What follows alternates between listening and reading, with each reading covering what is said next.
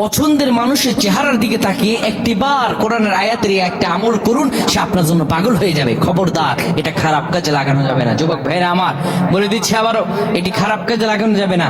আপনি তার নামটি, তার চেহারাটা স্মরণ করে আপনি এই আয়াতের কারিমা একটিবার আপনি পাঠ করেন, আপনার জন্য সে দেওয়ানা হয়ে যাবে। এই পদ্ধতি যদি আপনি করতে পারেন। প্রিয় ভাইরা আমার, অনেকেই ফোন দেন, হুজুর আমার স্ত্রী আমার কথা শোনে না। বাধ্যগত নয়, স্ত্রী আমার কোনো কথাই শোনে না, দেখা যায় সংসারে অশান্তি হয়ে যায়। এই দুনিয়াতে সবচেয়ে শ্রেষ্ঠ জায়গা হলো স্ত্রী। রাসূল সাল্লাল্লাহু আলাইহি ওয়াসাল্লাম বলেন, দুনিয়া কুল্লুহা মাতা ওয়া খায়রু মাতা'আদ দুনিয়াল মারআতু সালিহা। যেই ঘরে একটা নেককার স্ত্রী আছে সেই ঘরটা জান্নাত, আর যেই ঘরে নেককার স্ত্রী নেই ওই ঘরটা জাহান্নাম। সুতরাং প্রাণে ভাইরা আমার, স্ত্রী নেককার হলে স্বামীর কপাল ভালো, স্ত্রী মন্দ হলে স্বামীর কপাল খারাপ। সেজন্য স্ত্রীকে যদি বাধ্য করতে চান, আপনি আমলটি এইভাবে করবেন, আল্লাহ রাব্বুল আলামিন আপনার মনের সব আশাগুলো পূরণ করে দিবেন, আপনার ভালোবাসার মানুষকে আপনার জন্য বাধ্যগত করে দিবেন।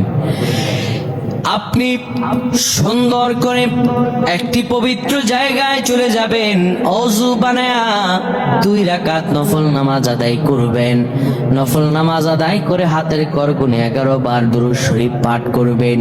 দুরূদ শরীফ পাঠ করার পরে তার চেহারাটা অন্তরের মাঝে আনবেন, কিংবা তার দিকে তাকিয়ে পড়বেন, ইন্নাল্লাহা ইয়াসমাউ মাইয়াশা।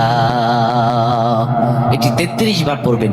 ইন্নাল্লাহা ইয়াসমাউ মাইয়াশা, নিশ্চয় আল্লাহ সবকিছু শোনেন, আল্লাহ যাকে ইচ্ছা তাকেও শোনাতে পারেন।